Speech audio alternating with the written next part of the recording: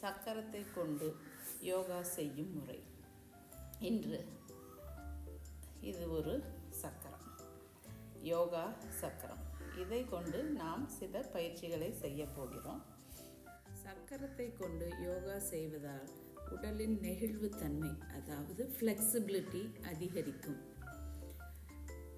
சக்கரத்தை பயன்படுத்தி செய்யும் ஆசனங்கள் உடலின் பல இடங்களை செயல்படுத்துவதால் உடலின் வலிமையை மேம்படுத்தும். சக்கர யோகா ஆன்மீக சிந்தனை மற்றும் மனநிலையை மேம்படுத்துவதால் மன அமைதியை வழங்கும்.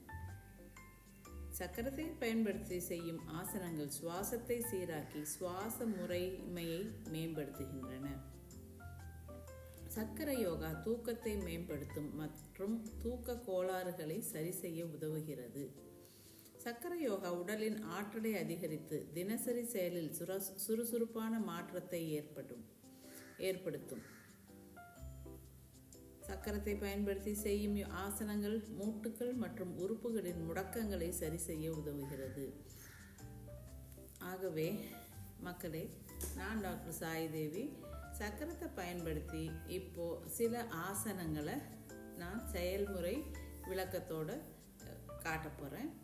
பாருங்கள், பார்த்து என்ஜாய் பண்ணுங்கள். உங்களுக்கு இது பிடிச்சிருந்தா என் சேனலை சப்ஸ்கிரைப் பண்ணுங்கள். மேலும் என்ன விதமான விரிவாக்கங்கள் உங்களுக்கு தேவையாக இருக்குங்கிறத கமெண்ட்ஸில் பதிவு பண்ணுங்கள். நான் புதிய வீடியோ முறைகளோடு உங்களை சந்திக்கிறேன். நன்றி. இப்போது சக்கரத்தை பயன்படுத்தி செய்யும் ஆசனங்களை பார்ப்போம். வாங்க வீடியோக்குள்ளே போகலாம். முதல்ல சக்கரத்தை எடுத்து அது மேலே உட்காந்துட்டு கழுத்து பகுதிக்கு செய்யும் ஸ்ட்ரெச்சஸை செய்யலாம். முன்பின் கழுத்தை நீட்டி நெளிச்சு எடுத்துட்டு பின்ன பக்கவாட்டில் திருப்பலாம். பக்கவாட்டில் திருப்பும்போது சைடுக்கு போகும்போது நீங்கள் மூச்சை உள்ளே இழுக்கணும், இடையில வரும்போது மூச்சை வெளியே விடணும். அது மாதிரி ஒரு 10 முறை செய்யுங்க. அதன் பின்னர் தலையை கழுத்தை சுற்றுறது செய்யலாம். சுற்றும்போது கண்களை திறந்து வச்சுருக்கணும்.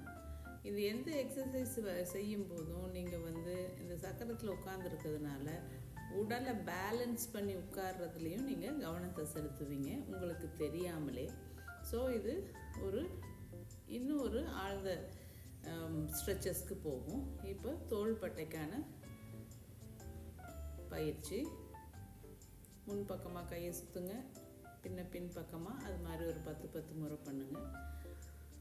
ஆப்போசிட் ஷோல்டர்ஸில் கையை வச்சுட்டு விரிக்கிறது, நெஞ்சை விரிக்கிறது.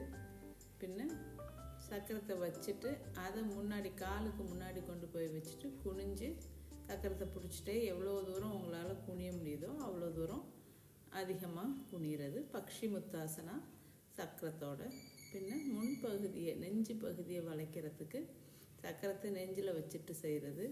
பின்பகுதி, அதாவது முதுகு தண்டை வளைக்கிறதுக்கு சக்கரத்தை பின்னாடி வச்சுட்டு செய்கிறது. இது சக்கரத்து மேலே உட்காந்துட்டு ஒரு காலை தூக்குறது, பேலன்ஸ் பண்ணிவிட்டு அடுத்த காலை தூக்குறது. பக்கவாட்டில் சக்கரத்து மேலே காலை வைக்கிறது. இதுக்கும் நல்ல பேலன்சிங் தேவை. பயிற்சி பெற்றவங்களே ஒரு நிமிஷம் தயங்கி தான் செய்வோம். அதனால் ஆரம்பிக்கும்போது சில சிரமங்கள் இருக்கும். சர்வாங்காசனா, பின்ன சக்கராசனா.